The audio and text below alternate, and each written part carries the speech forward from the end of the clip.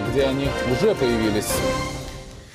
Итак, древнерусская культура, православие и прокуратура сегодня неожиданно сплелись в один клубок громкого скандала. Как выяснилось, в музее имени Андрея Рублева на территории Андроникова монастыря работает незаконно возведенный ресторан, а церковное здание приспособили под бизнес-встречи. Внимание прокуроров привлекла еще одна пикантная деталь. Всем этим бизнесом под культурно-православной завесой руководит не просто коммерсант, а сын директора музея.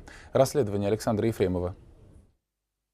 О том, что в Музее древнерусской культуры и искусства имени Андрея Рублева можно насытиться не только пищей духовной, но и хорошо поужинать, вначале узнали посетители, а потом и Генеральная прокуратура, которая посчитала, ресторан, возведенный на землях, принадлежащих музею, работает незаконно.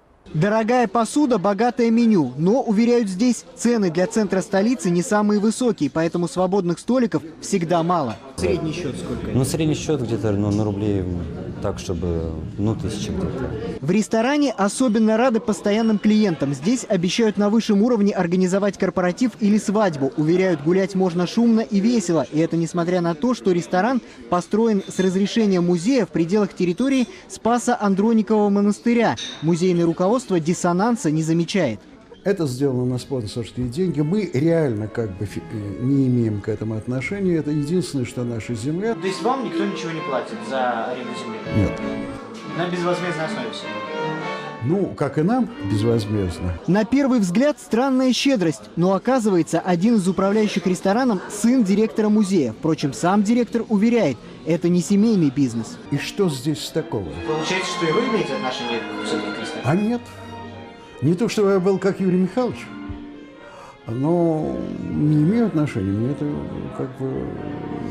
это мне даже не интересно. Федор Рындин, управляющий рестораном и по совпадению сын директора музея, утверждает, это вообще не коммерческая организация, хотя и не отрицает, прибыль заведения приносит неплохую.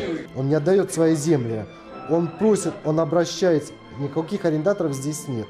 Он попросил нас привлечь спонсорские средства для приема почетных гостей, а потом для организации питания здесь, на территории музея. Руководство музея называет ресторан обычной трапезной, пусть и со вполне гламурной обстановкой. А вот прихожане монастырского храма уверены, питейное заведение здесь лишнее. Я знаю, что это строилось без документов, без согласований всяких.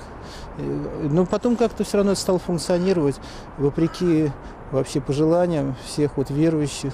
И не только прихожан нашего храма, но также многих музейных сотрудников. На территории объекта культурного наследия федерального значения ансамбль Андроникова монастыря, вопреки градостроительному кодексу и охранному обязательству, самовольно возведено здание ресторана. Генеральная прокуратура уже внесла представление Министерству культуры с требованием использовать эту землю по назначению, то есть для нужд музея. Но официального ответа от министерства пока нет. Александр Ефремов, Алексей Кочетов и Сергей Кабанов. Вести, Москва.